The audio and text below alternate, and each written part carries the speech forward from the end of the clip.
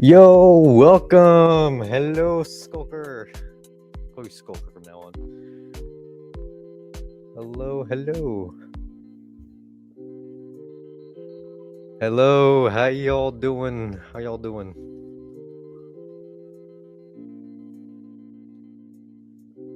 Forgot to do one more thing. Damn it. Hold on.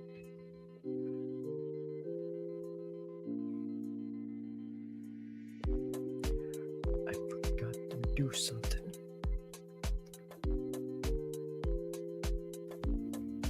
Give me a second. Hold on. Just give me a fat minute.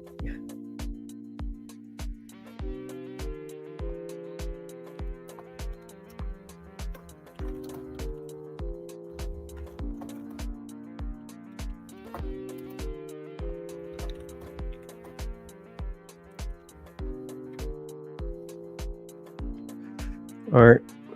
Greetings. How you doing today? Sorry it took so long to start the stream. I was busy with stuff. Now that I'm back, we should get started with this.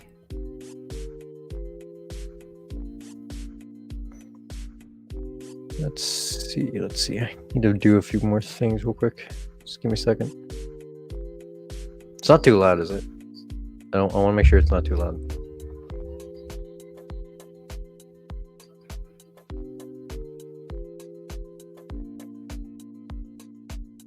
All right.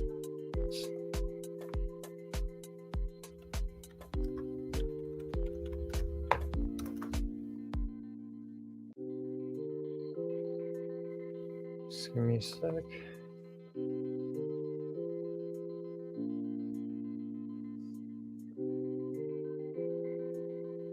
We'll do that soon. Yeah, very soon. Not at the moment. I'm doing some stuff.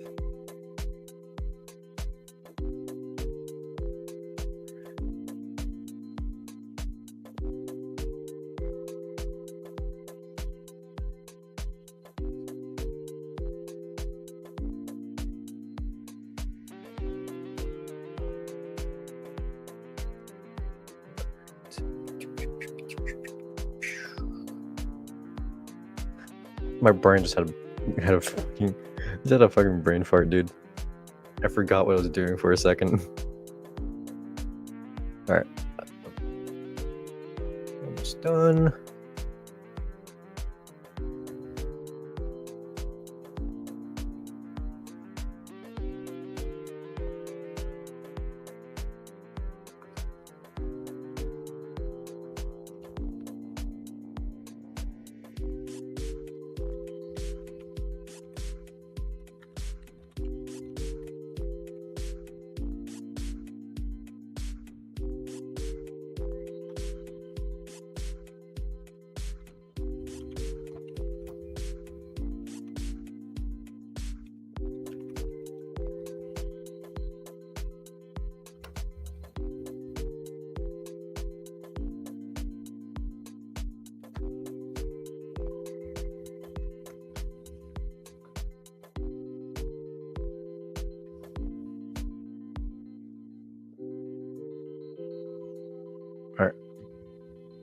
I just had to send the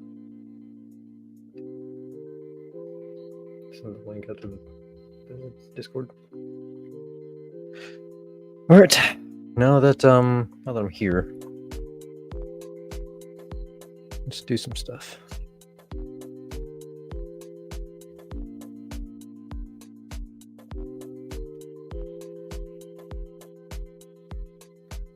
All right.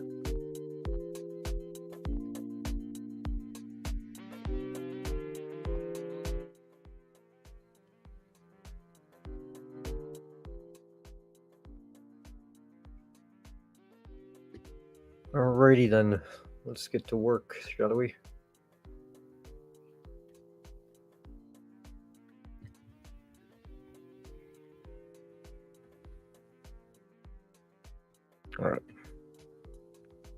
here we go. Continuation from my lovely girlfriend's last stream, or at least the end of it. I don't owe you $1,000, dude. All right, you owe me $1,000. All right, we're continuing our stream from Lexi's. So here we go. For over a decade, the Call of Duty franchise has always managed to dominate the gaming market. While the multiplayer is so iconic it practically defines the shooting genre, there is an equally iconic game mode that has built up its own reputation. No one would have expected such a simple concept to blossom into something so meaningful, adapting. Is it lagging? It looks like it is. Can't really tell.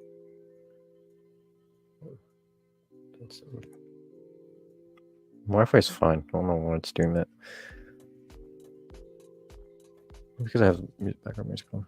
Hold on. Pause it. Okay, back. The gameplay as well as the story as it grew in both popularity and passion was Call of Duty Zombies. Credit to this guy right here, Ripken Fang, for making this video. Put the link to the actual video itself. While oftentimes to understand and grasp a timeline, it is best told through a chronological perspective, Call of Duty Zombies timeline can easily get very confusing and difficult to follow through this method alone. To best deliver the most coherent possible series of events, I will be using a mixture of both chronological and sequential storytelling to make everything as easy as possible to follow. With that said, I present you the complete unabridged timeline of Call of Duty Zombies.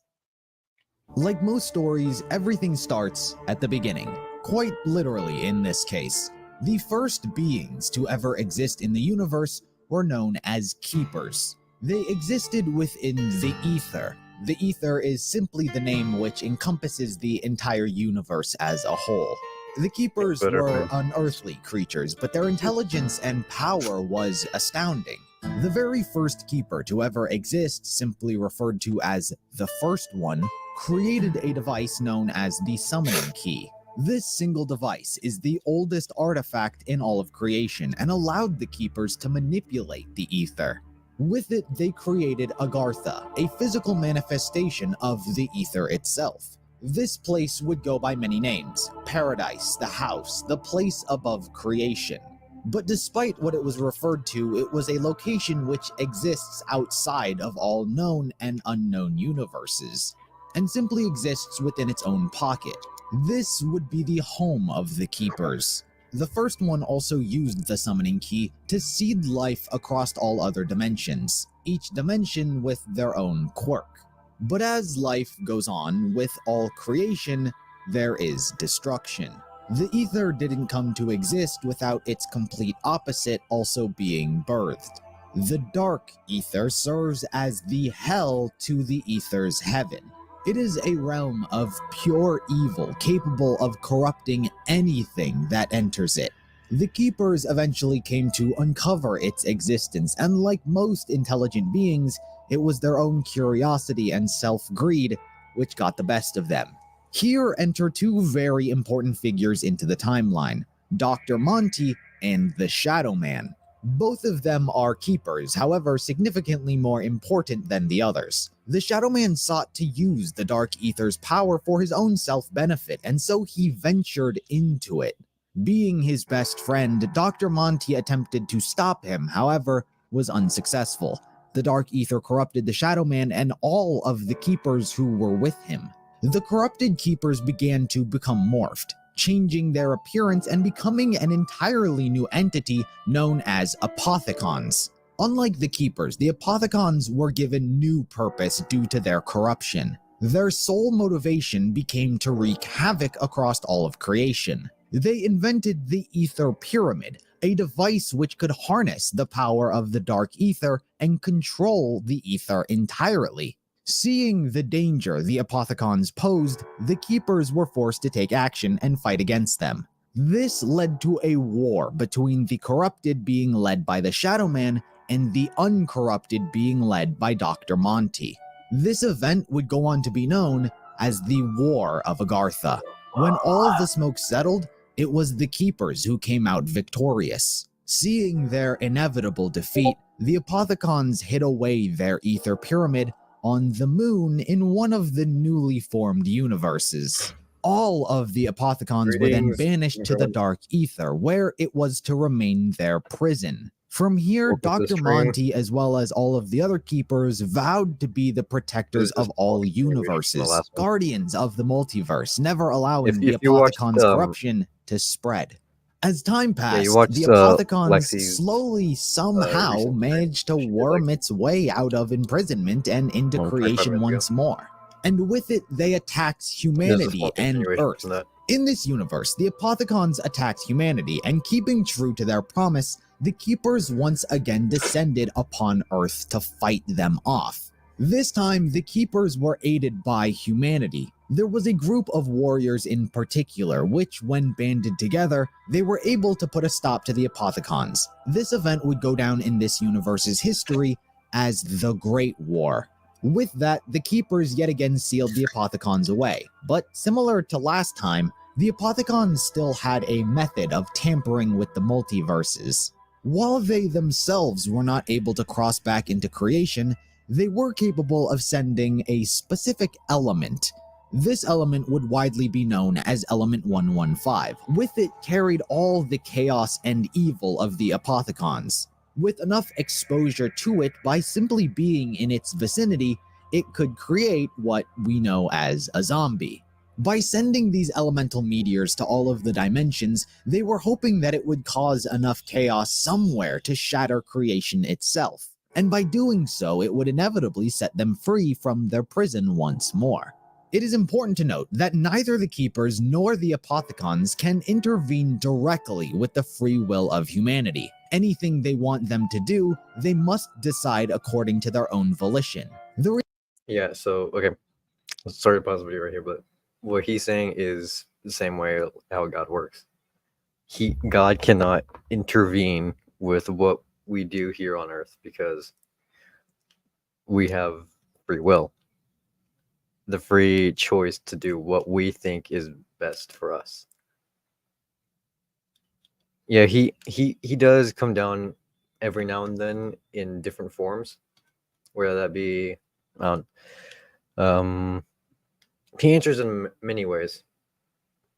How do I say it?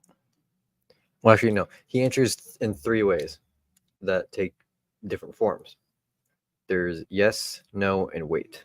Those are the 3 answers he gives, and the only 3. He answers your prayers or whatever you do in different ways, but it's always either yes, no, or wait. So maybe like a boss you've been praying, like say like I hope my boss gives me like a raise or something like that. And if you pray to that to God, he will say yes, no, or wait. So maybe next day you can come and it's like, if you do this good, you'll get a raise. If you don't, then you won't. Or like you can come and work next day, be like, hey, so I've seen some of your stuff, you get a raise, or like, or he won't even say anything to you. God works in mysterious ways. The most common answer he gives that many people fail to notice is wait. You gotta have patience.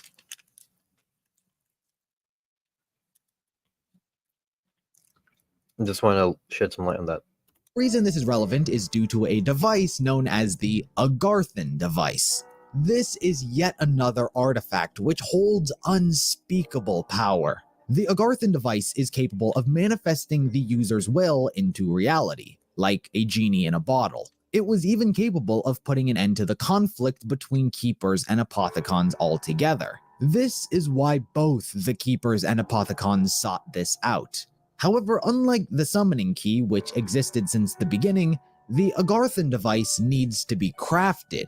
It required 3 things: the blood of an Apothicon Elder God, an elemental shard which can only be obtained by binding 4 souls to the ether through a piece of element 115, and a vessel for everything to contain it.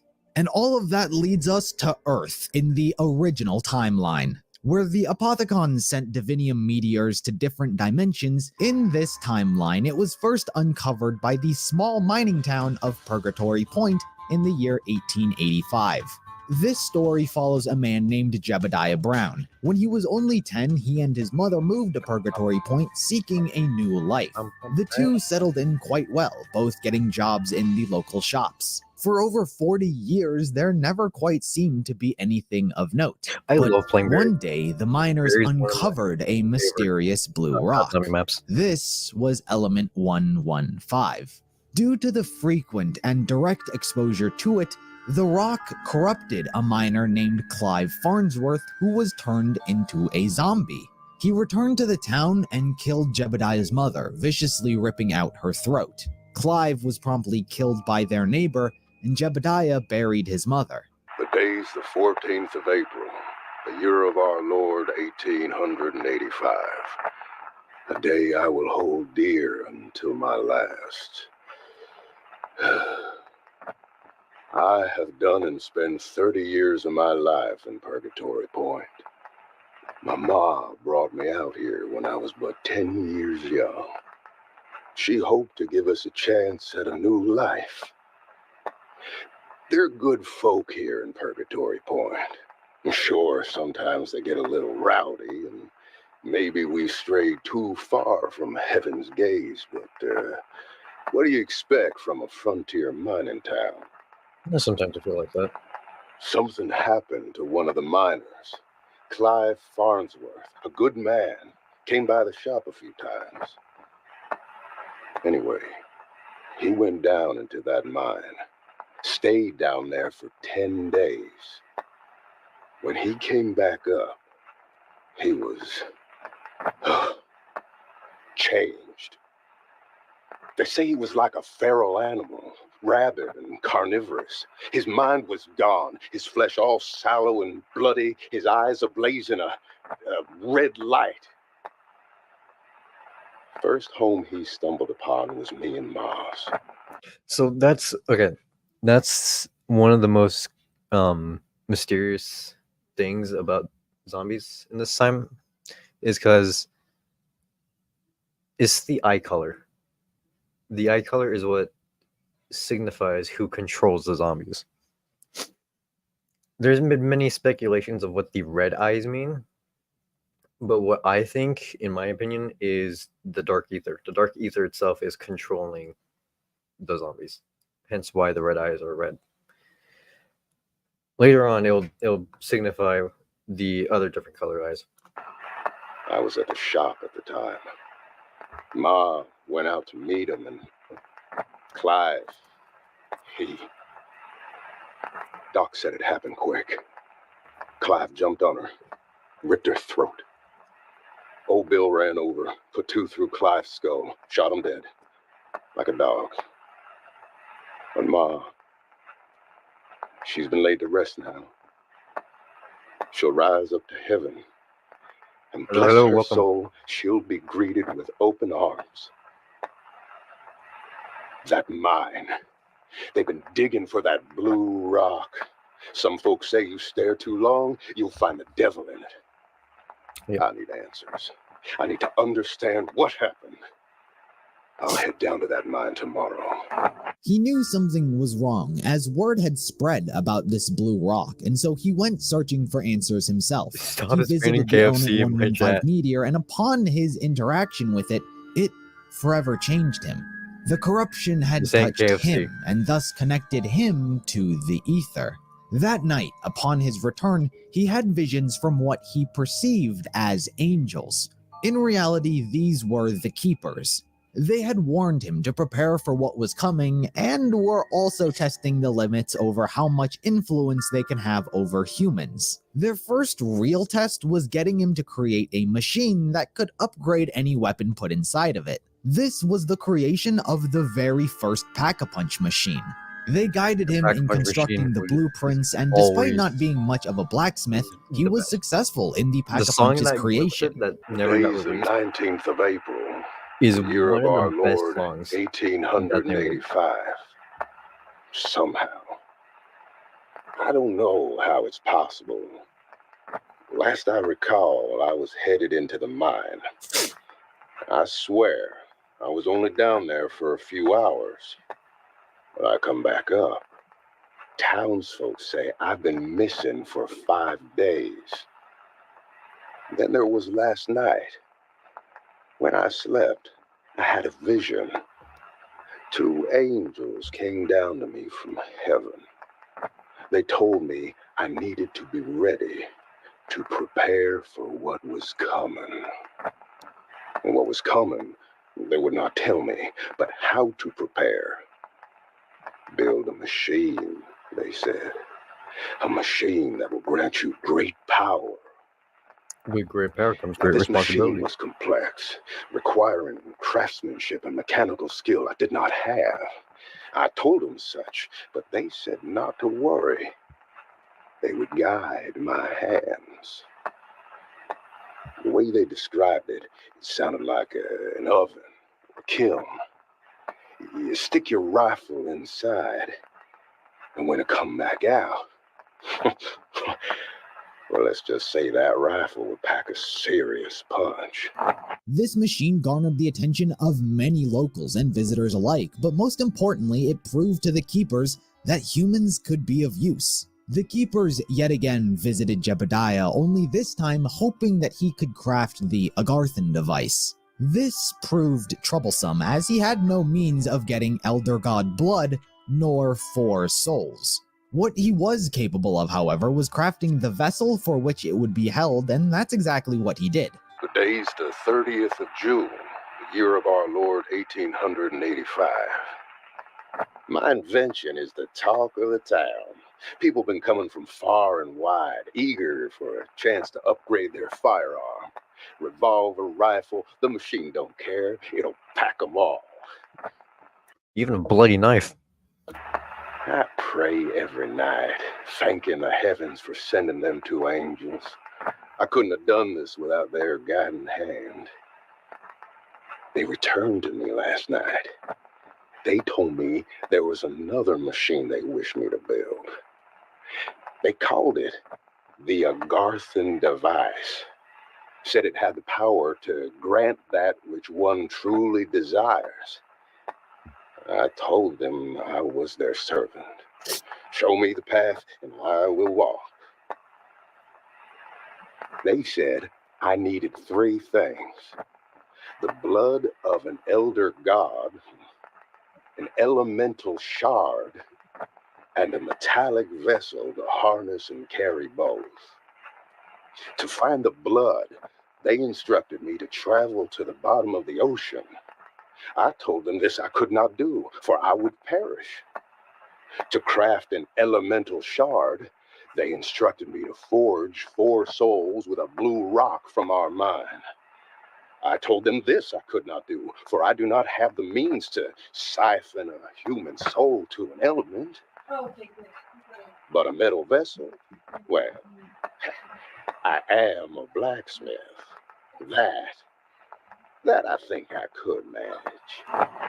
Over time, the town would fall into ruin due to its close proximity to Element 115. The residents became delusional, paranoid, and even Jebediah suffered some side effects as well. He became overcome with grief about the loss of his mother, and for whatever reason, perhaps the simple madness of losing one's mind, he dug up his mother's corpse and put it into the Pack-a-Punch machine. This created an unforeseen result. Her body did not disappear from the machine as any normal gun would. Instead, an apparition of her appeared in their old house, although it was a much younger version from when she died. Her ghost would continue to be bound to the house for the foreseeable future.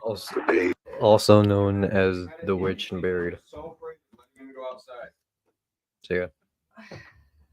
It's the 21st of July, the year of our Lord 1885. I have a confession. I am burdened with sin. I fear I am the architect of my own damnation. This town is cursed. The devil himself has possessed our people.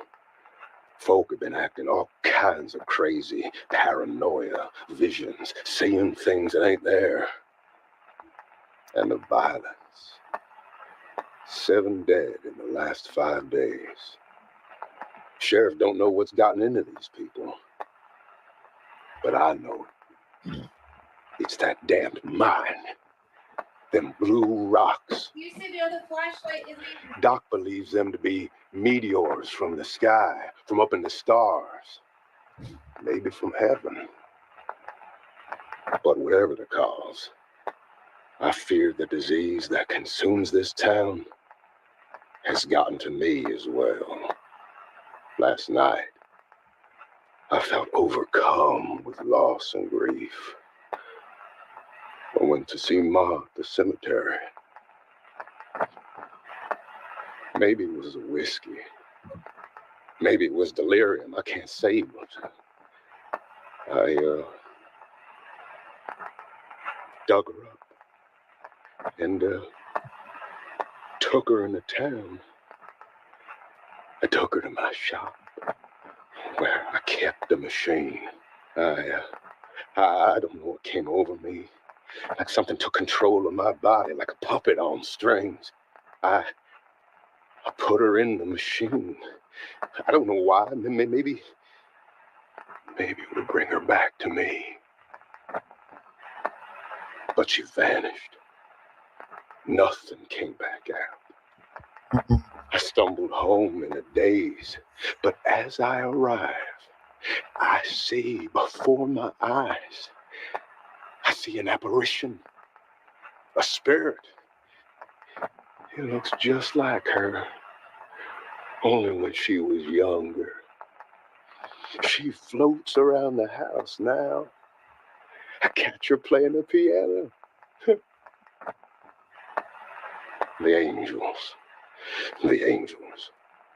they came back to me again. I've built the metal carriage just as they asked. Only one thing left to do now. Upgrade it with my machine. Seeing his purpose as having been fulfilled and the steady decline of his well-being, the Keepers instructed him one last task: to put the vessel he crafted into the Pack-a-Punch machine, which he did. Such energy mixing with each other wound up teleporting Purgatory Point beneath the... I've always wondered why that was the biggest house out of everything. I thought it was just like some abandoned church, but now that I listen to this a lot, I was like, oh, it's just Jebediah's house. surface of the Was it a Earth mansion? all the way in Angola, Africa. Following this, the town was completely overrun by zombies, and Jebediah is killed. The day's the 22nd of July, the year of our Lord, 1885. We are truly lost. This town, these people, we are being punished by heaven for our transgressions, and now must suffer the righteous hand of retribution. I did as they asked. I put the metal vessel in the Pack-a-Punch machine just as instructed. Next thing I know, all the energy, all the power of the world gets sucked out of the air as if pulled inside the machine. Next thing, the world went wide. I came to, and I see that my shop, all the people, the whole damn town has been transported, as if willed by the Lord, into this cavern buried below the surface of the earth.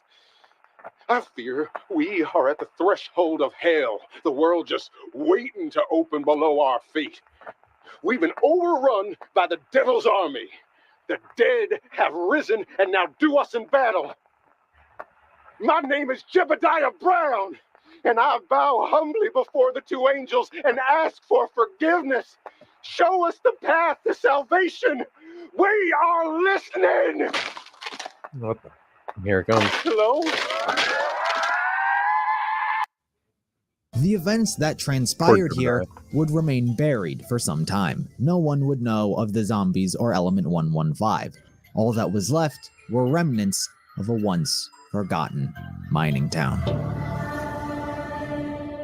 A Mayan The setting townhouse and buried. time frame for everything that's about to happen is World War II, Nazi Germany. The events that happened in the real Nazi world are blood. very much the backdrop for everything going on around it. World leaders and military alliances all still apply. For this story, we are largely following the side of the Germans. The next character to uncover Element 115's existence was a doctor named Ludwig Maxis. He formed an organization known as Group 935 dedicated to this element's research Max. and study. Among its constituents was Edward Richthofen. Dr. Richthofen is a bona fide Dr. Edward Richthofen. Beware the doc. A message that was scrawled across the walls of every town under Axis control. Starvation may cripple you. I can't read. Dysentery may wreck you, and gunfire may rip the flesh from your bones. But beware the doctor. I wonder why. This is Dr. Edward Richthofen, known efficiently as the butcher of most of his victims. As he screamed in agony moments before he snuffed out their light. All through his career, Richthofen has been the forefront of torture and information extraction research. Richthofen is an incurable sociopath. Okay, right there. That's where people mix up. That word is what people mix up a lot. Sociopath and psychopath. A psychopath has no idea what they're doing. A sociopath does. Welcome to the stream, anybody who has joined. Here's back to what I was saying. People mix that up so much, and it's getting to a point that's, getting old. Like, just research it, damn it. All right. And sees no moral distinction between natural death and murder. The victim is the victim, regardless of their demise manifests itself. Or how they're much. Dr. Richthofen has a collection of stuffed animals, most of them posed in positions of terror at the instant of their death. Pretty much he collects animals and puts them in positions of how he killed his victims. Very terrifying, I must say. Something I would do. sociopath who sees no moral distinction between natural death and plain murder. He is a Nazi doctor and major general within the Axis ranks. He was originally at the forefront of torture and information extraction research during the war. But when approached to join Maxis to research Element 115, he joined. It is also important to note that Richthofen is also part of the Illuminati and was working on behalf of their interests when joining Group 935. The Illuminati's role in the entire timeline is largely unimpactful and not important. The facility they were given was at Doris. Other notable members within the organization included Sophia, Maxis's personal assistant and lover. Other accompanying scientists included the likes of Dr. H. Porter, Dr. Schuster, and Dr. Groff. There were also 2 spies who infiltrated the organization as well. Despite being kept under wraps, the OSS caught wind of this new project and infiltrated the group in attempts to learn more. These included 2 Americans named Peter McCain and later Dr. Harvey Yena. If you've played zombies before and you played the map Shinonuma, you'll know who Peter McCain is. Years after Maxis's discovery, the Japanese army also discovered deposits of 115 in the swamp. They established the Rising Sun facility and similarly created a group to research it known as Division 9.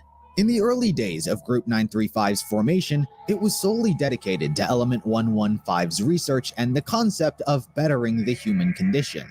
Gentlemen, allow me to take this opportunity to welcome you to Group 935. This is a prestigious moment in the history of our race. You represent the future of technological advancement. You are the pioneers of human discovery. In your hands lies the destiny of mankind.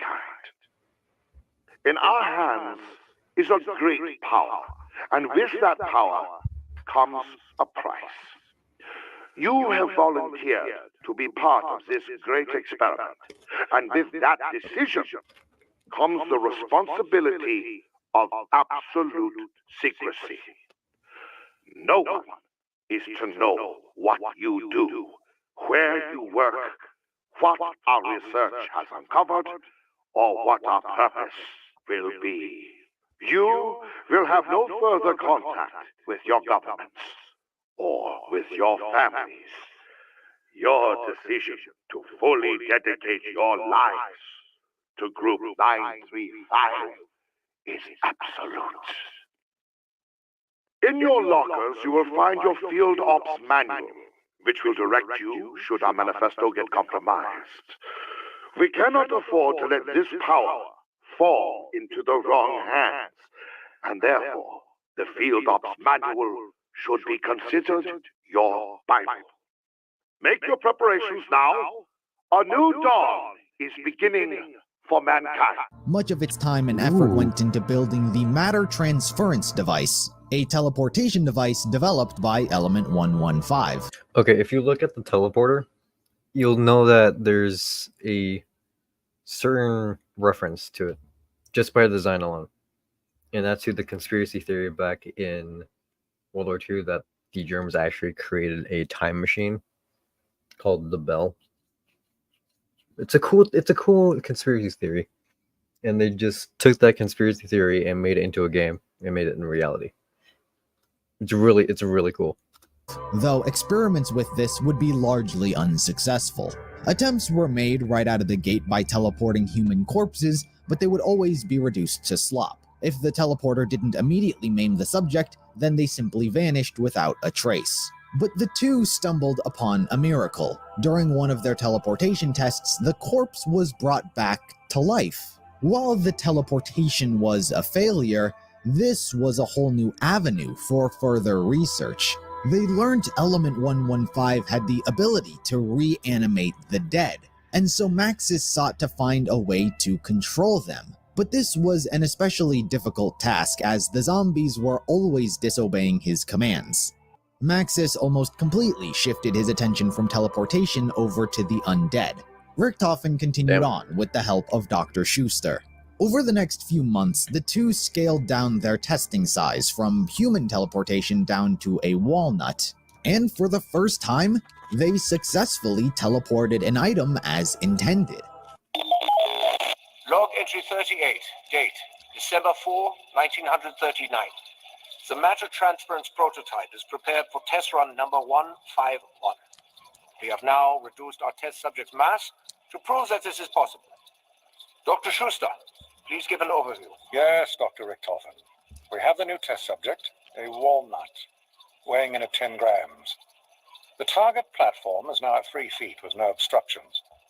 We have 1 microgram of the element, which, according to our calculations, will be entirely used up during tests. Excellent, Dr. Schuster. Commence test number 151. Yes, Doctor. Please, insert your earplugs.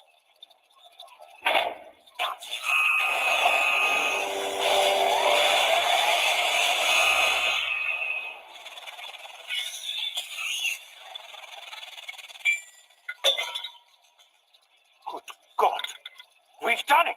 We have powered up the prototype and have moved a walnut directly from the prototype device into the receiving device. It moved instantly. It Teleported.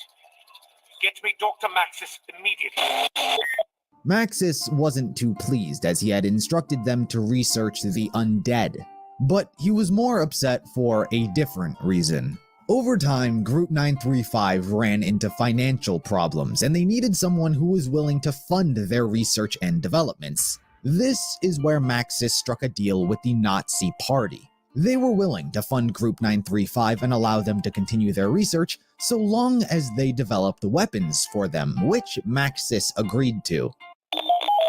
But this is not the crucial experiments that you are supposed to be working on. With all due respect, Dr. Maxis, this is a breakthrough of unimaginable proportions. What? That you moved a walnut a few feet? Yes, Edward. We will improve the human condition by revolutionizing the walnut industry. I can see it now. Edward's walnut delivery. Don't be obtuse. How dare you call me that? We are at war, Edward. I will admit that there is promise here. But until this war is won, Correct me if I'm wrong, Dr. Maxis, but Group 935 is a research organization. What was the motto? To improve the human condition? What business of ours is this war? fine, Dr. Richtofen. I will let you in on a little administrative secret. We are finalizing a deal with the Nazi Party. We need funding. Damn. We need equipment. They need new weapons. Chances are this war will end soon with a treaty or two, and we will be in a much better position to help the world.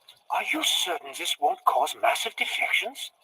We have scientists from all over the world working with us. That is why it is with the utmost confidence that I share this with you. No one will know of this. This is simply the breaking of an egg to make an omelet. Think of the tactical advantage we would have.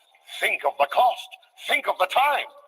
We can provide the Nazis technical expertise in various areas without putting all our eggs in your walnut basket. Good day, Edward, and get back to your real work.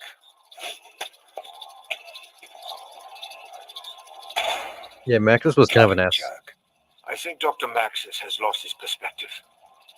No matter. We'll do this on our own and publish the findings before he has a chance to. You're not suggesting that Dr. Maxis would steal this technology and perfect it without us, are you? I would by no means discourage that thought. Great scientists must stick together and achieve great science. Fortunately for them, Richtofen had already invented the Wunderwaffe DG2, a wonder weapon Wunderwaffe. powered by Element 115. To save the One of my- hassle one of of my favorite mentioning guns. each individual creation as they happen, for the sake of simplicity, let's just go through them now. The Thundergun DG3 was the successor to the Wunderwaffe, originally thought up by Richtofen but instead created by Maxis. Maxis was also responsible for the JGB, also referred to as the Shrink Ray, as well as the original ray gun. Richtofen also invented the monkey bomb. The various other scientists within Group 935 had their part as well. Harvey Yena invented the scavenger sniper rifle, Dr. Porter invented the successor to the original ray gun in the Ray Gun Mark II, and likely the Mark III as well. He was also responsible for the wave gun. Pretty much every wonder weapon found within the games were created by either Group 935 directly, or similar groups who were doing the same thing later down the timeline.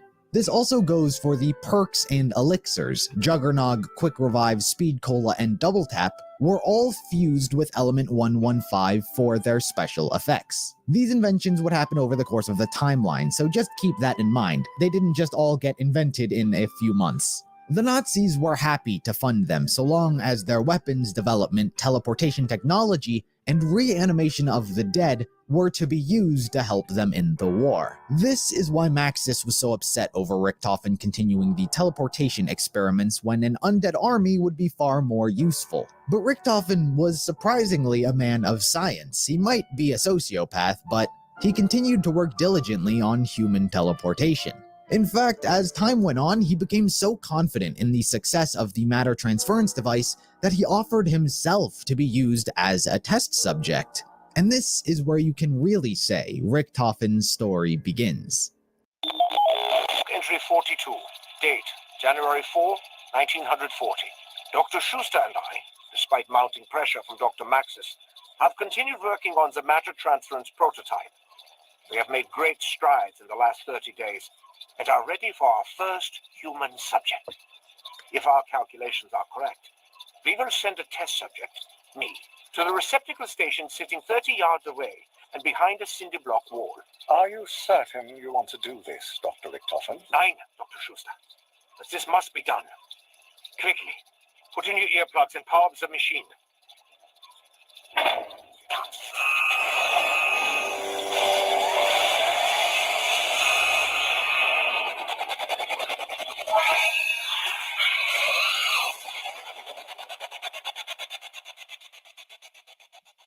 Is there a power outage? Why is it so dark? I feel almost weightless. How very unexpected. Dr. Schuster? Hello? There. I can see now. Oh my God. I'm standing in a circular cave, surrounded by some kind of machinery. It's like nothing I've ever seen before. It looks almost alien in nature. There's a pyramid structure in the center of the room. I'm going to try and carefully touch it. Ah! Static electricity. It's smooth to the touch. Very cold. Not a speck of dust. Might be hollow. The chamber is quite large. I see what looks like capacitors in the ceiling of the chamber, but there are no obvious connections to anything electrical. What is this place? Dr. Schuster? Is that you? Dr. Schuster? Look at this. It appears to be covered in some kind of hieroglyphic language. I've not seen anything like it before. Why are you whispering to me? There's no need for that. This is loose. Do you hear that? It sounds like...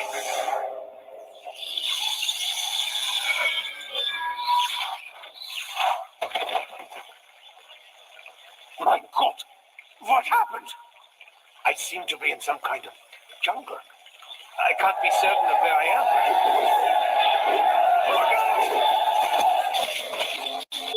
He was transported to the moon, where he encountered the ether pyramid that was hidden by the Apothicons. Piqued by his curiosity, he inspected the device where he was electrocuted, and thus the corruption of the dark ether spread unto him. He began hearing the many voices of corruption, including that of the Shadow Man himself. These voices told him many things and informed him about much of the alien technology.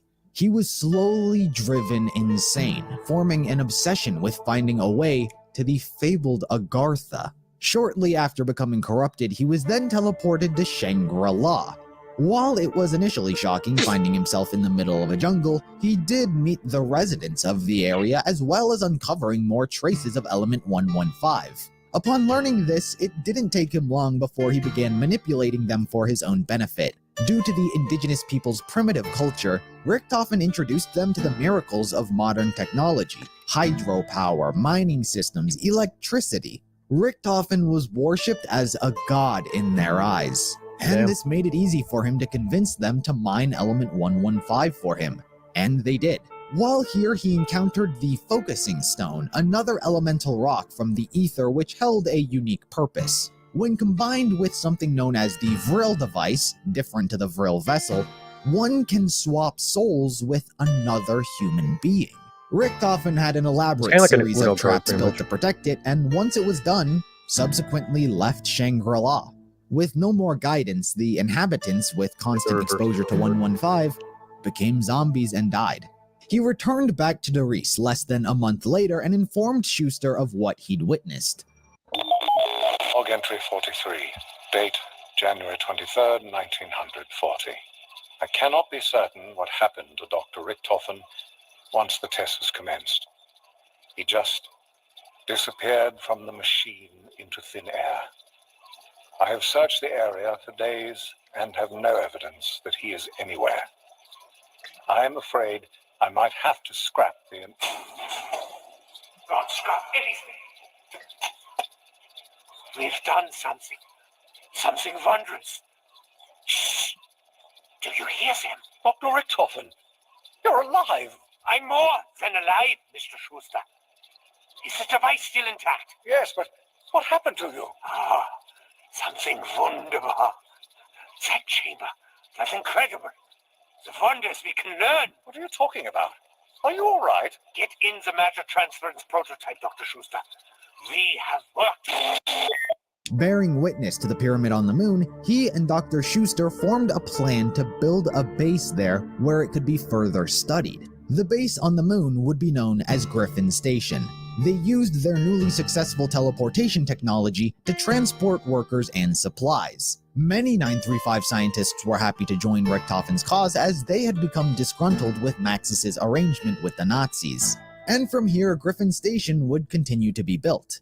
Maxis was completely oblivious to the advancements Richtofen and his men were making, but that's in part because he had his own problems at the time. Funding was yet again running out, so he had Sophia write a letter to Reichstag High Command, informing them of this problem and updating them on the mass production of their weapons. Sophia, this letter is to go to the Reichstag High Command immediately. Gentlemen, it is with the utmost urgency that I draw your attention to the lack of funding being injected into the giant project. While I believe we are close to realizing the ultimate plan, we still have several years of development before it is ready. It would be folly to cut our expenditures so early in our development. As you know, early tests on the DG2 have easily outperformed expectations, and we fully anticipate mass-producing the Wunderwaffe within the next few years. Yep. Work on the matter transference has, however, come to a standstill. We simply do not have enough Element 115 to continue the experiments. The test subjects have survived the teleportation, but are currently unresponsive to commands and cannot be controlled. If we are to overcome this obstacle, we need to increase the frequency and size of the experiment. To this end, I suggest we find not only a regular supply of 115, but that we also find a larger conduit to channel the energy. Our operatives in America have informed us that the U.S. has a large supply of the element at the Nevada base. So time is of the essence if we are to stay ahead of them. This cannot be done if you cut the budget, nor can it be done if you insist on pressuring us into action before we are ready. I am, of course, available for discussion on the matter, but in the meantime, I will continue with the work here and try to win this damned war. Signed, etc., Dr. Maxis. In response to this, Germany complied and even gave them new bases of operations to continue and expand their research. These included a repurposed theater at the Kino facility in Kino der Toten, an asylum facility in Berlin, which is Verrückt. They even managed to convince the Japanese army to relinquish control of their Rising Sun facility in Shinonuma. Division 9 would still remain intact, but just under the leadership of Group 935. Two other facilities were established as well. One in Siberia near the Tunguska River, which is where the maps Call of the Dead and Tag der Toten take place, and one in an old rundown castle named Der Eisendrache. Now, I've gotten a bit into this timeline without mentioning someone who's to become very important down the road, and that is Samantha Maxis. Her mother died upon giving birth, and so her father brought her along to the Doris facility to be closer to her. However, this would not be the case. Maxis was so focused and dedicated to his study and research that he often neglected Samantha and failed to keep an eye on her. As an attempt to make up for his negligence as a father, he gifted her a dog named Fluffy. Now, you must be very diligent with her, Samantha. Owning a dog is a great responsibility. Yes, Father. Oh, I love her. You must feed her every day and walk her, and be very careful when you play with her. You know she's going to have puppies. Really? Can I keep the puppies too, Father? We'll see, Samantha. One step at a time. But for now, Samantha would simply just exist in and around the area. Just over 1 year later, Griffin Station was successfully built on the moon. Richthofen places Dr. Groff in charge of its research and returns back to Earth to continue the charade with Maxis. Gentlemen, for 2 long years we have toiled here under the Eagle's Nest to build our fortifications. For 2 long years we have taken equipment to build up our labs. For 2 long years we have worked under Group 935, believing that Dr. Maxis truly wants to help the world. For 2 long years we've led a double life. Today, that all ends. I bring to you what this project is all about. What I have worked to keep from my enemy. What is it, Dr. Richthofen? Looks alien. It is an ancient drill machine. And you, Dr. Groff, are now the lead scientist here at Griffin Station. You will be the one to discover how it works. We first must discover what it does. 9, Dr. Groff. I know what it does. It has a direct connection to another dimension. It is preposterous. No more preposterous than teleporting all of this gear to the moon or to building Griffin Station. Is it? I suppose not. How do you know what it does? I have found many interesting real artifacts here. I have decoded some of their language. All signs point to this device being a stable gateway to the ether. Dr. Richtofen, I'm aware of a project being run by Dr. Maxis at Doris concerning Brill. As am I. I am going back to my post at More Group 935 to conferences continue the actually story. doing something. I will be finding out just how More much information arrogant Dr. and Maxis more has aggravated. for free. Once the machine is operational, I will enact my plan and return. Gentlemen, let the games begin.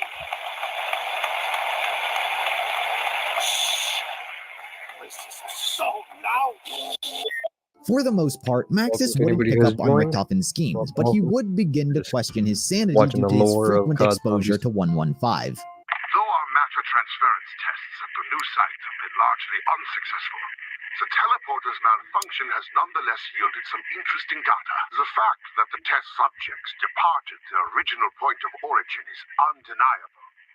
What is uncertain is what became of them. Richtofen is insistent in his belief that they have been transported not through space, but through time. In the absence of empirical evidence, I myself cannot entertain such madness. I fear, Richtofen, irrationality may soon prove a liability to our endeavors. Regardless, it wouldn't matter. Soon he and Sophia were transferred to the Kino facility to focus on creating Germany's undead army. Maxis's methods involved a sort of brainwashing tactic. The subjects were exposed to a series of images to condition their memory. If the zombies were capable of recognizing and remembering what was shown to them, then it proved they were intelligent and had the ability to learn and thus be controlled. The test subjects have been undergoing treatment for 5 days with little progress. I have been assured that given time, the programming will take hold. Their most successful test subject was Subject 26. In the past weeks, we have made great strides in breaking through to their subconscious. I have had the projectionists make edits to the film. These changes have been very effective. Subject 26 has had a breakthrough. He is responding to the treatment and following basic instructions. The violent outbursts have been greatly reduced, and given time, we feel this method of treatment will be 100% effective in most cases. Maxis didn't need the zombies to remain controlled forever, just long enough to be used as soldiers pointed in the right direction. The ideal amount of time was 26 hours. Our timeline for deployment can be accelerated, given the progress we have made in the past 2 weeks. If patient 26 can retain the impressions longer than 26 Welcome to hours, anybody has joined. we will have the process perfect. We're just watching the Unfortunately COD for zombies everyone, lore. this breakthrough They were didn't bored, last long. didn't know what to do. Subject 26 appeared to be in Kinda a wanted life. permanent state of docility, Wanted to which do it. caused everyone to let their guard down. It attacked its handler, which led to both Subject 26 and its handler being put down. However, it didn't only attack the handler. Sophia was also attacked and infected, though she tried to keep this information hidden from everyone. After many weeks of failure and frustration, Dr. Maxis finally achieves the breakthrough he had been searching for. The results were immediate and startling. In the case of Subject 26, his instances of violent outburst were non-existent. His docility appeared permanent.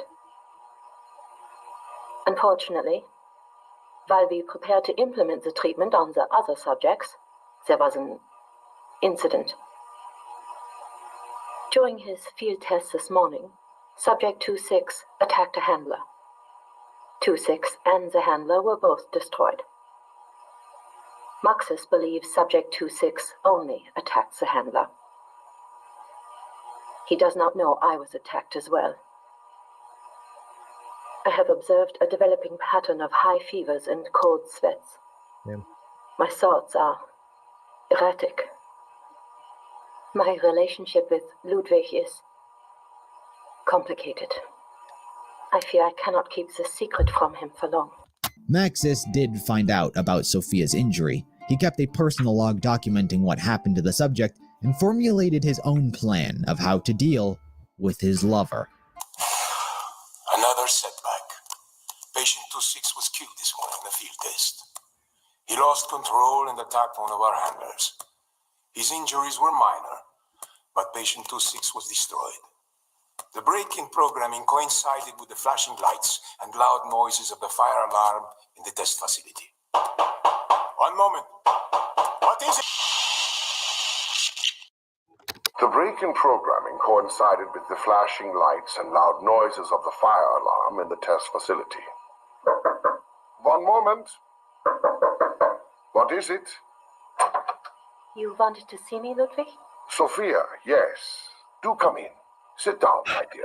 Have some tea. This is what the relationship. Is everything all right? No, Look no. out for Everything's your fine. significant other, Drink your tea. even if it means you have to do something. I heard a nefarious rumor earlier regarding the field test with Subject 2-6. Are you feeling all right? Of course. Just strange, this rumor. May I see your arm? What? No. Why do you need to see my arm? Relax, Sophia. I would never hurt you. You know that, right? Of course, but... And you know I care deeply for you. Yes, but...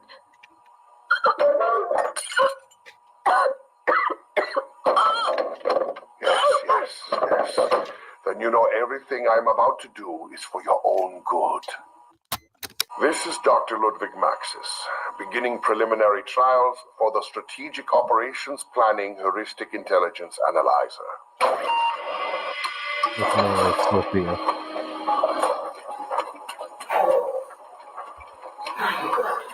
What's happening? Ludwig. Dr. Maxis. Hello, Sophia. Where am I? It's so dark here. I can't see anything. That's all perfectly normal. How are you feeling? I feel nothing. What have you done to me? I saved you, Sophia. I saved you the only way I knew how. Oh, Maxis. What have you done? He preserved her brain and transferred it into a machine, whom he'd also named Sophia. This would be Sophia's cruel fate for the foreseeable future. As for Maxis, he deems the zombies incapable of being controlled or maintained. As for Richthofen, when Maxis was sent to the Kino facility, Samantha was placed in his care, and he took her to the Siberian facility to conduct his own human experimentation, not just on new test subjects, but also on Samantha herself. It's not exactly known why or for what reason, but Richthofen had experimented on Samantha where he came to form a hatred for her. Nevertheless, this would slowly develop over time. It is also around this time that Group 935 uncovered remnants of Purgatory Point and collected all of the research found there left behind by Jebediah Brown. Richthofen learned of the Agarthan device and its ability to make any desire come true, the necessary components needed to craft it, and he figured it would make a good backup plan to get to Agartha, if his goal to take over the world didn't pan out. Also, it kind of became Richthofen's goal to take over the world and gain absolute power. The Vril vessel was brought to him, and he kept watch over it and the Agarthan device's progress. Log entry 937, date May 15th, 1942. Dear Diary, our men have safely returned from Africa, where they recovered a number of artifacts buried underground in some sort of subterranean cowboy village. Apparently, it was American. That's right. An American cowboy western town, buried underground in Africa. Stupid American Schwein with their apple pie and their baseballs, and thinking they can just waltz into another country and claim it as theirs. There is no art to their work. But I digress. The boys have returned with a number of fascinating articles and documents. They have pieces from a destroyed machine called the Pack-a-Punch. With a name as clever as that, it must be American.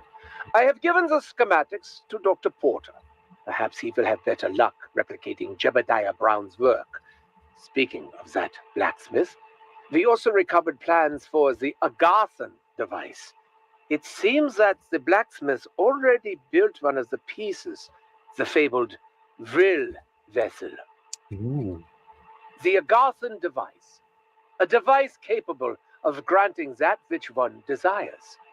Almost like a genie in a bottle. I think I shall keep this genie in my back pocket. If my plan fails, and it won't, perhaps this device can get me to Agartha. As for Richtofen's human experimentation project, 3 test subjects were captured. Log entry 1438. Date July 18th, 1945. Dear Diary, I have been at This is Group where 935 the main Siberian cast comes facility in. now for nearly days. This But my timeline. cup already runneth over with exciting news. Oh, for my favorite characters. First, yesterday, I learned that I would receive not 1, not 2, but 3 test subjects. Hopefully with proper 115 injections, we will be able to use these specimens to access the human mind. The Chancellor's undead army is on standby until we crack this crucial step. Firstly, a Japanese samurai in Bushido named Takeo Masaki. He's a man Takeo who's always Masaki. been dedicated to his principles. He was born into a wealthy family, a bloodline dynasty of highly decorated samurai. Even from the early age of 5, he would be seen playing in the streets with his katana, slicing the tails off terrified kittens. It was clear that he was going to continue bringing honor to the Masaki name. His life was dedicated to perfecting his discipline, for without it, life otherwise had no meaning. He joined the Imperial Japanese Army and quickly rose up its ranks, as war was the perfect setting for him to explore his bloodlust and the nature of those less honorable than himself. Due to the legacy of his family name and actions on the battlefield, Takeo garnered attention from the Emperor himself. He witnessed Takeo's unwavering fear, his ability to stare death in the face and endure whatever was thrown at him. And he was jealous.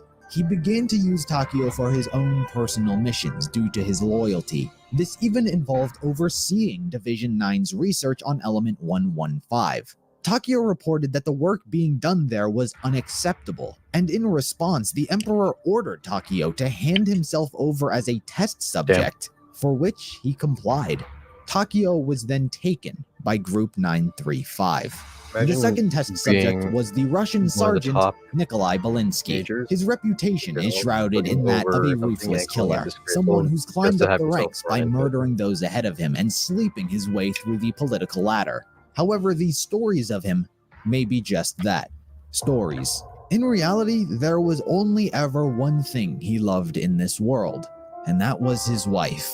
She meant everything to him, but once Germany began their advance into the Soviet Union, the country became a war zone. They bombed the major cities, and Nikolai's wife was killed in the carnage. This was perhaps a fate worse than death for him.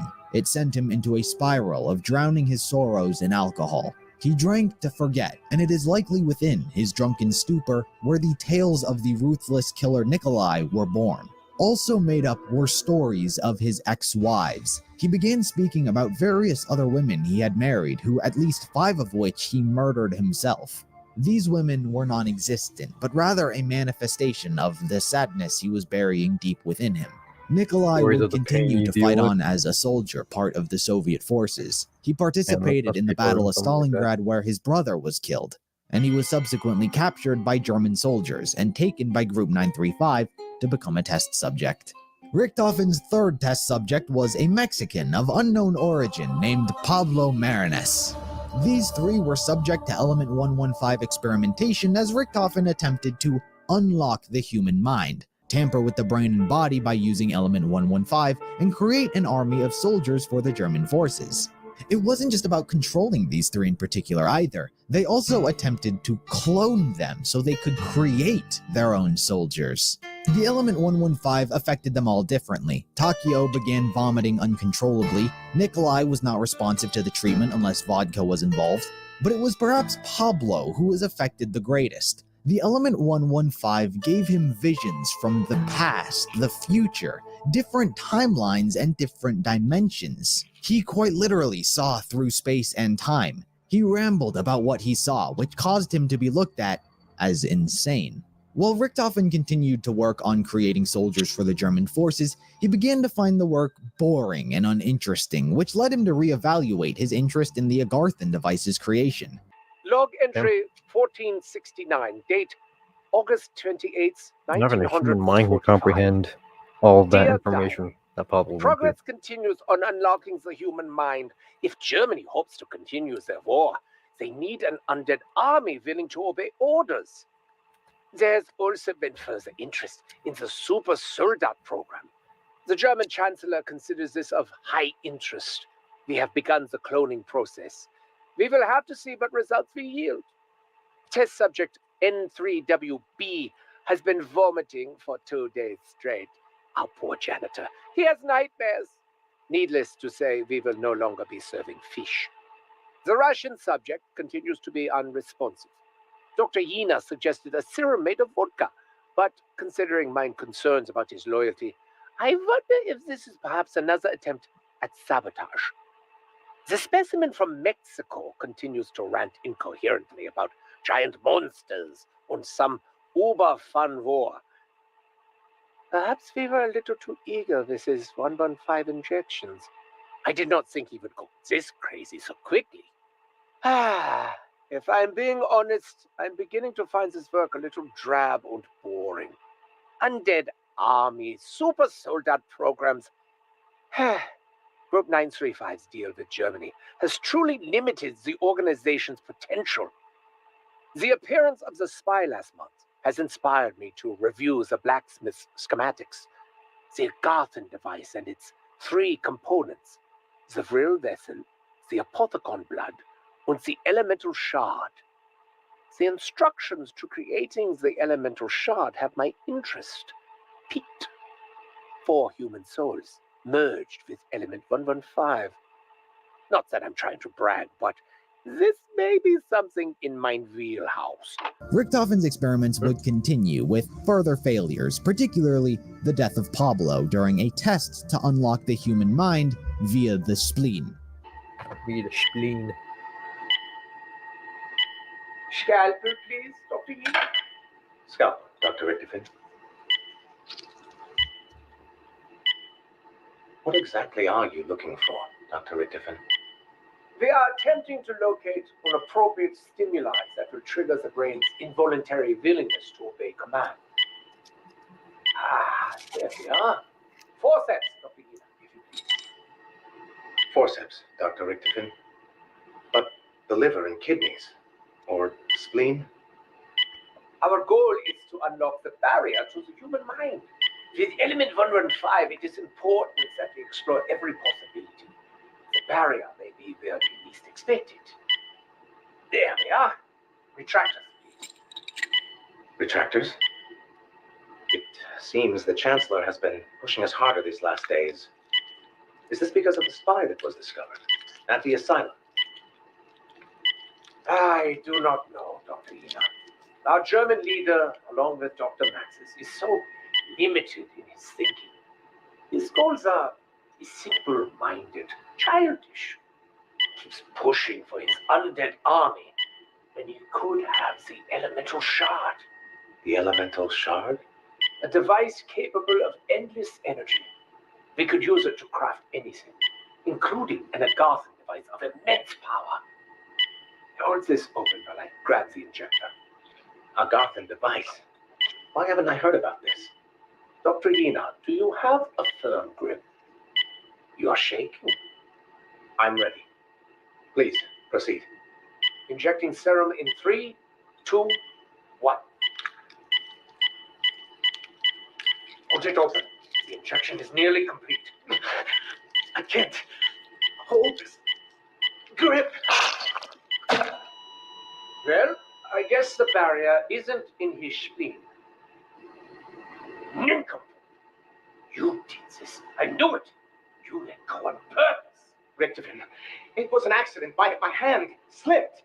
Don't go. Log entry 1471. Date September 2nd, 1845. Diary. Another day, another failure. This time, subject N3WB just slightly off the floor. The Russian subject still smells like urine, even after he was given a bath and deloused twice. And I think I might have killed the specimen from Mexico. His spleen is on the floor and he's not moving anymore. I can verify with certainty, however, that the barrier is not located in the spleen. Dr. Continue no matter the cost. I wonder what he might think of the experiment, the little girl. Nice! Drop that! That's my spleen! As time went on and Richtofen descended into madness, Cornelius Purnell, who was responsible for sending Peter McCain in as a spy to Group 935, believed the group was losing control over its experiments and decided to pull the plug on the investigation. A special force team was formed with the intent of extracting Peter McCain. It was led by Tank Dempsey. He was chosen due to the grit he showed during the Battle of Peleliu. He and his men were captured during the early raids, and he spent 2 weeks submerged in malarial water one of in my a favorite characters. rat-infested bamboo cage. Not because he's He American, gnawed his but way just through the because cage it's and stubborn took down will. his captors with only a bobby pin and his Medal of Honor. All he knows is war and working to win it for everyone he's fighting for. He is the definition of an American hero. He, alongside John Banana, Smokey, and Paxton Gunner Ridge, were sent to the Verrucht facility to extract Peter McCain. Before they got there, however, Peter's identity as a spy was uncovered and he was captured by Group 935. An outbreak at the asylum shortly followed, and amongst the chaos, Peter had managed to escape, but lost his left forearm in the process. By the time the extraction team arrived, it was too late. The facility was overrun, and they were forced to fend for themselves. Both Smokey and John Banana were killed. A radio was left behind in Banana's final moments of death when he lost his mind. Field report. A quiet retort. The mission has all gone south.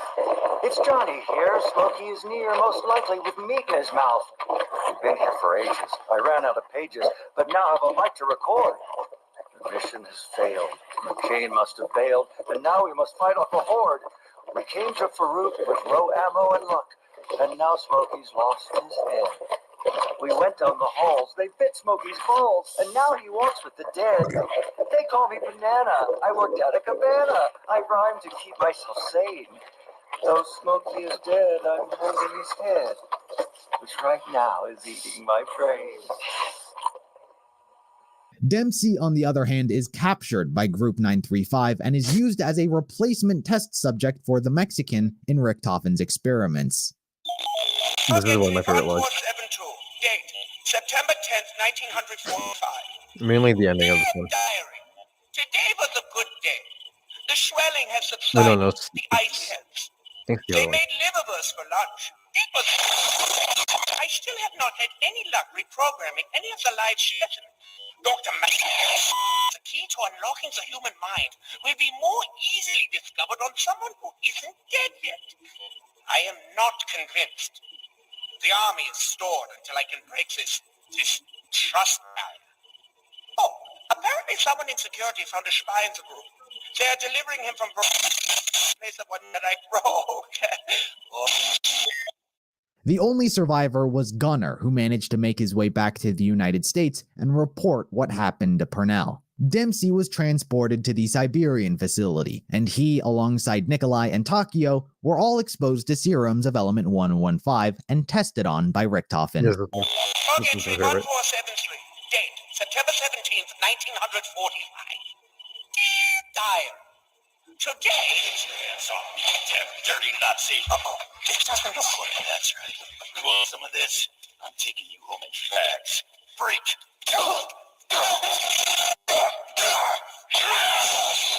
Nine.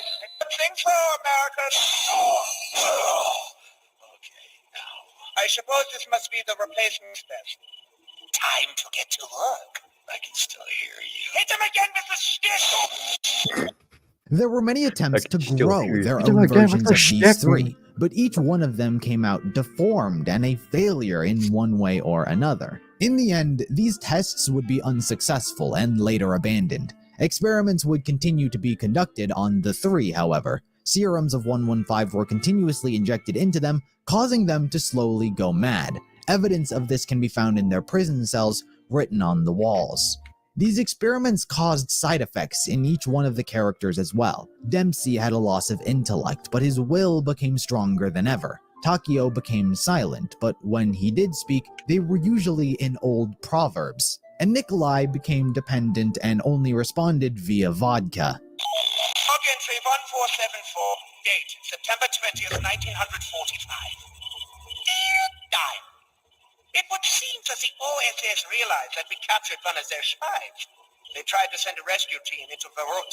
That was all first batch of test subjects. I suspect there are other moles in the organization. Dr. Harvey Ina and Dr. Peter McKay, to be precise. Dr. McKay include any Americans in Group 935, no matter how much genius they had. Stupid Americans with their apple pies and baseball and children. But I digress. The new American test subject is interesting, not much of it. His intellect seems low, but his will is strong. Like the others, he doesn't seem to know who he is anymore. Unlike the others, he keeps breaking for restraints and yelling at them. Test subject N3WB is still staring at the floor, muttering what sounds like some kind of proverb over and over again. I think his mind may have been destroyed by the process. Oh, there. The Russian subject recently began responding to stimuli, but only after injecting him with a new serum made primarily from vodka. Perhaps this is a breakthrough we've been waiting for. While Richthofen continuously worked on unlocking the human mind, his own motivations and goals would also be tested. He began making progress on the Agarthan device, specifically the Elemental Shard. Using a processed rock of 115, Richthofen successfully managed to siphon off pieces of everyone's soul and put them into the rock. This included himself, as he needed 4 souls in total, and he was conveniently around. Oh, there. The Russian subject recently began responding to stimuli, but only after injecting him with a new serum made primarily from vodka. Perhaps this is a breakthrough in the experiment we have been waiting for. Perhaps I was too harsh on Dr. Yina. It was he, after all, who suggested the vodka serum. Credit where credit is due. Today also marks a great success for one of my side projects. Using a processed rock of element 115 and the Vril vessel, I was able to successfully siphon a piece of the souls from our 3 specimens and inject them into the rock. Without access to a 4th individual, I used part of my own essence. Much to my surprise, the rock grew and transformed, creating a beautiful shard of glass made purely from element 115 and parts from 4 human souls. The Vril vessel, the elemental shard.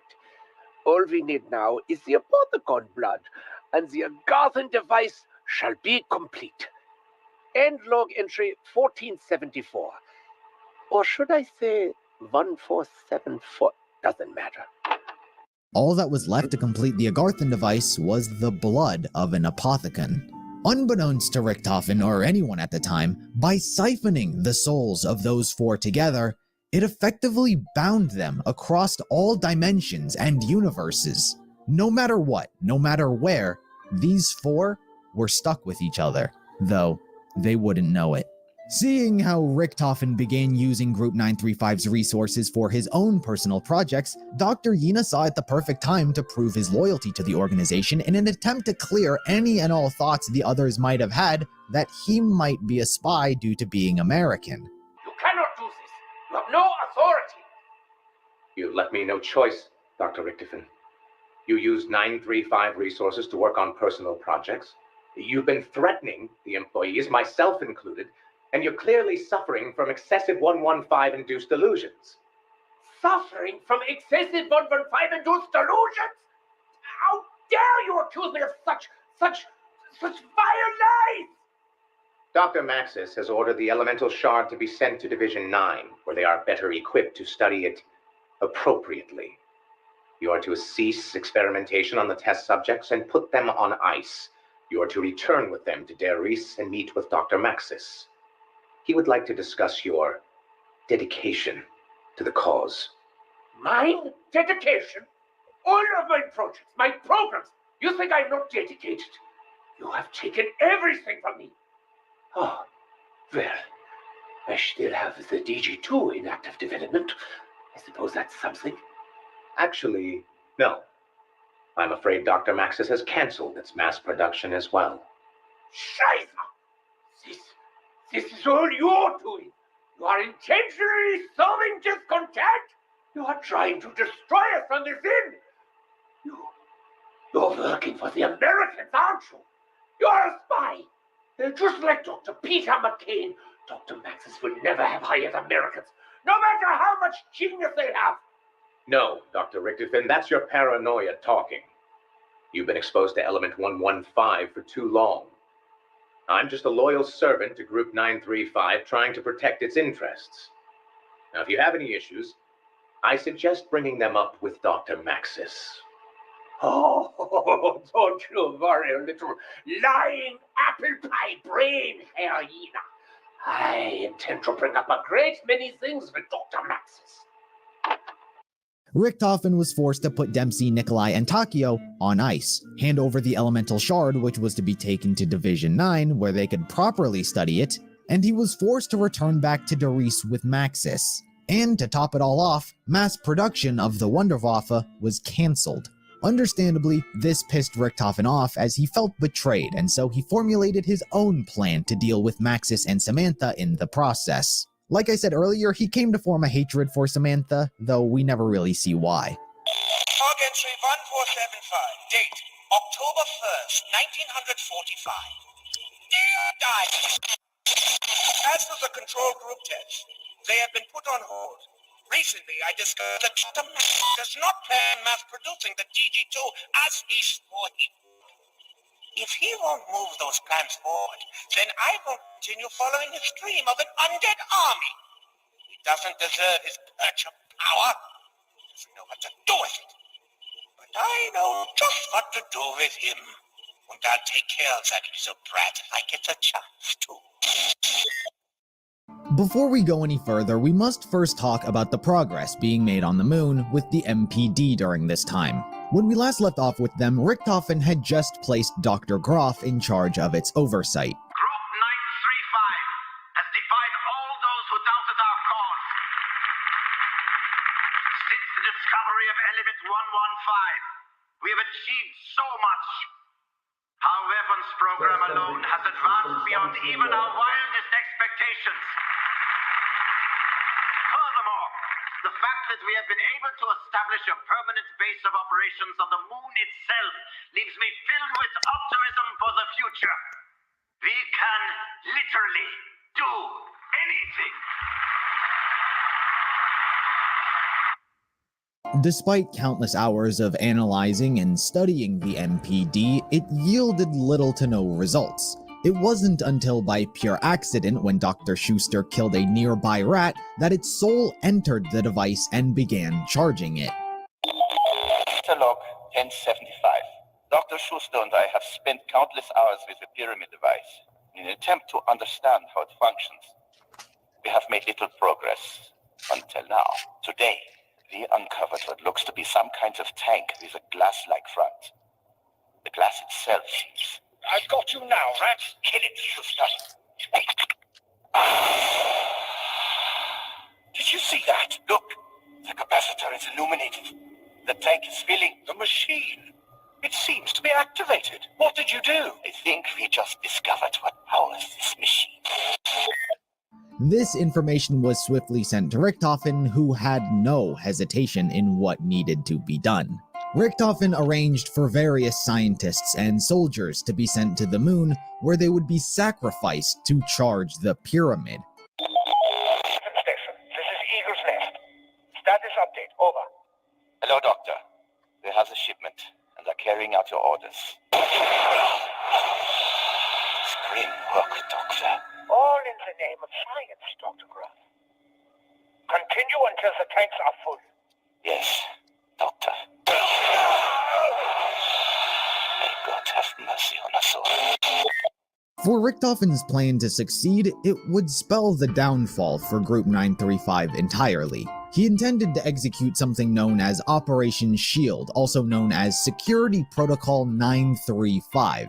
It is never directly explained what this is, but logic would dictate it's the emergency measure everyone is to take in case of an outbreak. All Group 935 members are equipped with cyanide pills to kill themselves so as to not suffer a gruesome mauling at the hands of zombies.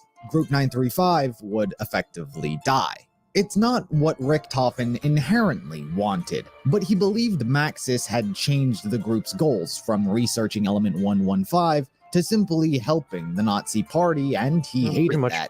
But he didn't want the work to go to waste. In fact, he wanted it to continue. So instead, he struck a deal with the Americans and Russians. He agreed to hand over their research and findings thus far, and even have scientists, which he trusted, be transferred over as well under their supervision. Considering how Group 935 was at the forefront of its research, they agreed. October 10th, 19... You've done what, Dr. Richtofen? Oh, I'm sorry. Do you not see the microphone in my hand? Recording for posterity John, is important. Try not to go to drive-through fast food. October 10th, 1945. You've made a deal with the Americans and the Russians. For You can't forget them. Damn. But our work. This war. Place I use it was the new Wendy's. The war is over. When I had to get Isabel and Rachel It is my food. responsibility And to ensure the work of They Group took a little bit to get my 935 card back. She goes, continues. oh, we've been so busy. Here These you go. deals. So I didn't think of it. 'cause I'm Give trying me to the get end of it Group back and then 935. today, and I The had to go. Americans and the Russians would tear us apart. Everything we stood for. Everything this organization stood for died the day Dr. Maxis made that infernal Yeah. deal with the right So stuff. just be careful. Make sure You and I both know this No, to well. be true. it's better to go inside. Listen to me and understand. Our technological developments with 115 are the envy of the entire world. These agreements guarantee our work will continue in America and Russia, and that they will continue with our scientists at the helm. I am sorry, but for our work to live on, Group 935 must come to an end. Oh, cheer up, Dr. Schuster. I have asked that you go to the Americans. It will be good for your softer side. You will not go to America? Nor to Russia. Once Dr. Groff confirms that the MPD is ready, we will proceed with Operation Shield as planned. And then, I have a date with destiny. What are you getting out of this deal, Dr. Richtofen? A feeling of fulfillment that I've saved my fellow scientists from the unemployment line and possibly prison. Edward, please. Don't you worry about me, Dr. Schuster. I will be well taken care of.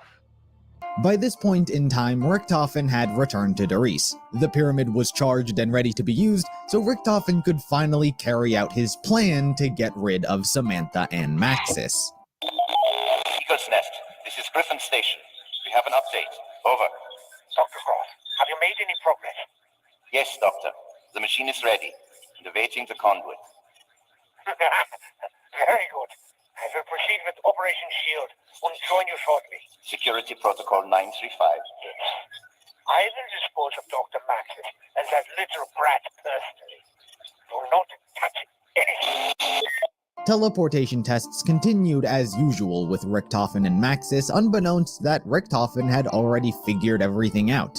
Initiating test number 3. Subject is within the test chamber. Activate power.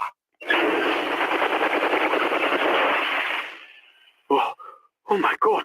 Do you hold yourself and clean that up? Test number 3. Unsuccessful.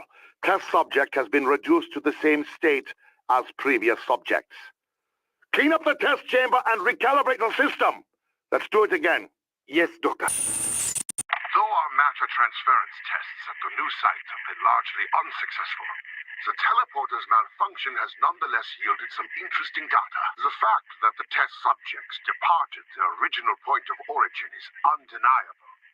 What is uncertain is what became of them. Richtofen is insistent in his belief that they have been transported not through space, but through time.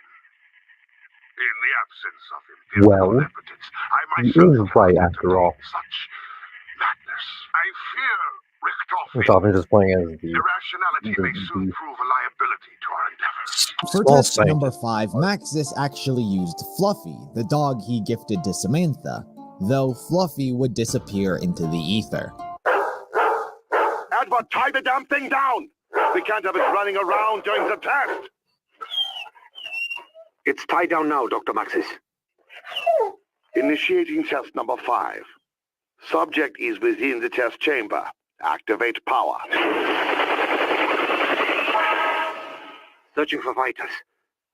No reading, Doctor. The subject has disappeared. Dr. Maxis, we've done it. Don't be foolish! Test number 5 is unsuccessful. Subject has vanished, yes, but has not reappeared at the mainframe. Recalibrate the damn system, now! Test number 6 is where Richtofen enacts his coup to finally get rid of Samantha and Maxis.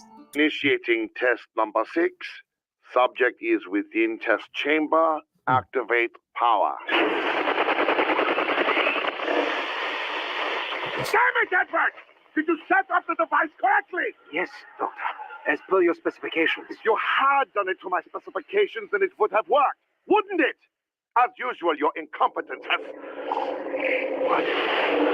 Do you hear that, Doctor? Quiet, you fool! Test number 6 is a failure, but the experiment has caused some kind of electrical force energized within the chamber. Well, open the door! Doctor, I don't think... Open the door! Now! Daddy, what are you doing with Fluffy? Damn it, Samantha, I told you never to come in here. Edward, get her out of here. Yes, Doctor. What's wrong with her? Daddy, what did you do? Fluffy! Come back here, Samantha! Stop her! Easy. Come here, Samantha. Good girl, Flossie. Gently, Samantha. That's not Flossie anymore. We must get out of here. What? Edward, what are you doing? Open the door! Edward, open this door now! I'm scared. Don't go! Stay by me, Samantha! Goodbye, Dr. Maxis.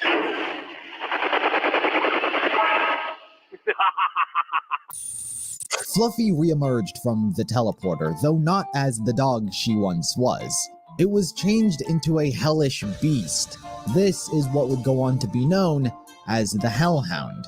Maxis and Samantha were trapped in the test The chamber first and Hellhound was teleported. Fluffy. Richtofen had no This one's intention Fluffy. of teleporting Puppies. them anywhere Every specific. Hellhound It you seems come that he across had actually just is intended either for a fate fur to or decide, whatever. or perhaps he was hoping that the teleportation would simply kill them outright.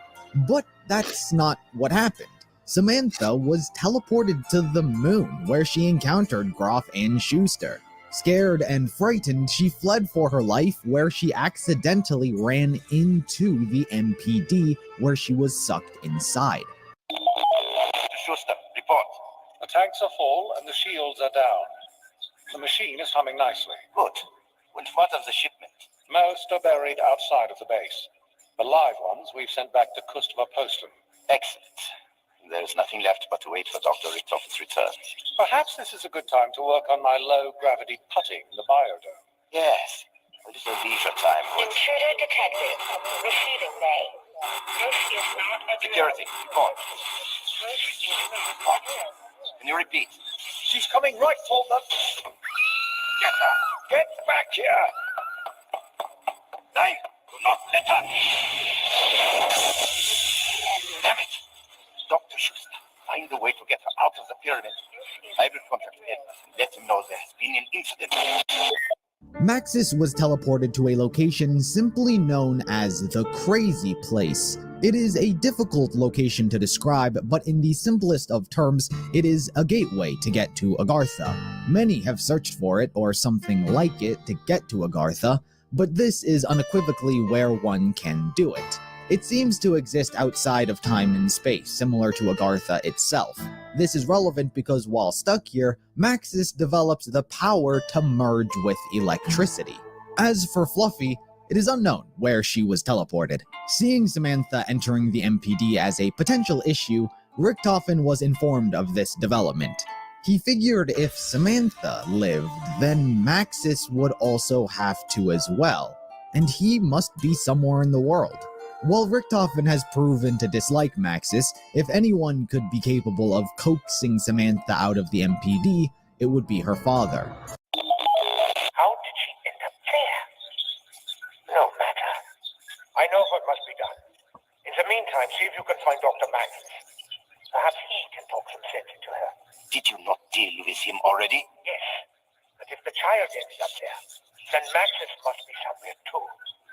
Find him. How do you propose? Dr. Groth, I cannot do everything for you. I leave this in your capable hands. There is much to be done. Yes, Doctor. Oh, and Groth? Yes. I keep an eye out for an evil-looking dog while you're at it. Maxis is successfully located and brought to the moon, but things don't play out as they were hoping. I hope this works. Schuster, power it up. Systems nominal. Accessing the device. Interface via MPD active. Accessing MPD. MPD integrity check nominal. Awaiting input. Excellent. Bring the sample. Analyzing MPD. Creating profile. Profile created. Excellent. Now, scan for target. Yes, Doctor. Target located. Bring him here immediately.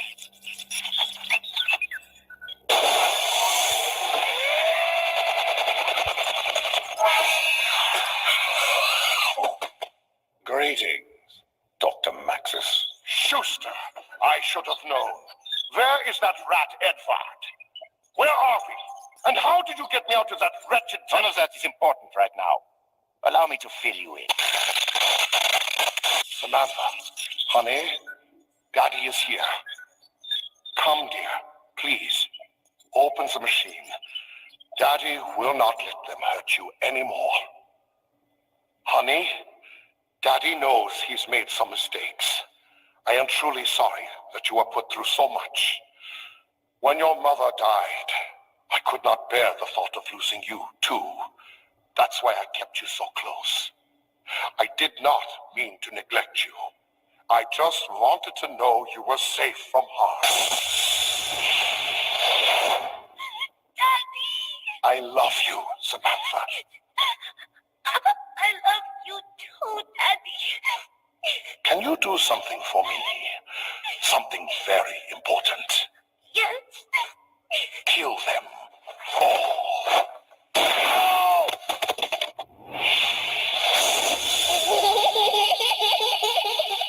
We are doomed.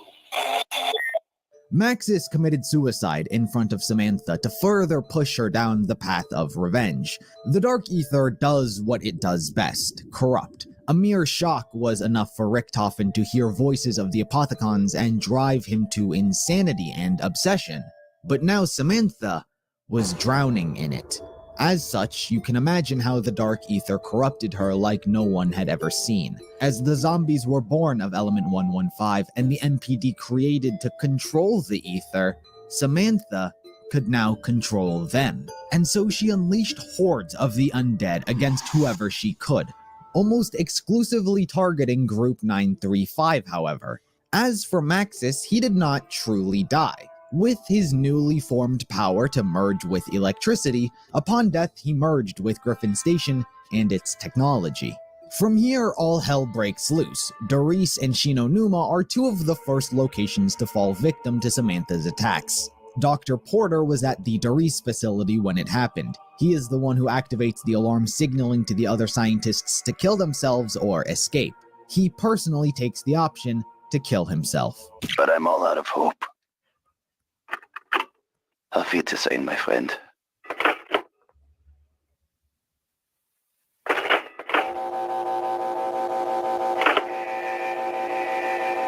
Warning, the shield is now active. Damn it! I can't find my pills. Needed materials and report to the barracks. They are coming. I must do what I must do. Shield is now active. God forgive us all. To destroy our designated material and report to the barracks. This is not a drill.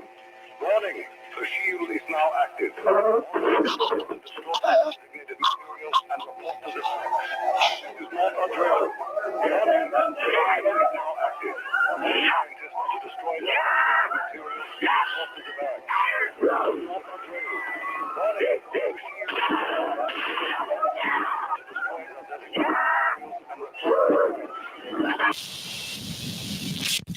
Seeing no other option and faced with an endless undead horde, Richthofen needed capable soldiers by his side to assist him in taking down and usurping power from Samantha. So he returned to the Doris facility and reawakened his old test subjects, Dempsey, Takio, and Nikolai. Fortunately for him, the three had no memory of who they really were, or more importantly, who Richthofen was. It didn't take much convincing to get them to side with him, as the undead were an easy enemy to rally them together. From this point forward, this group would be known as Ultimus. Alrighty then. This is where we're gonna stop the stream. Alright.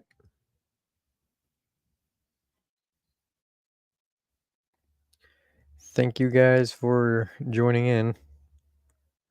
Hope you guys had some really fun time watching this with me.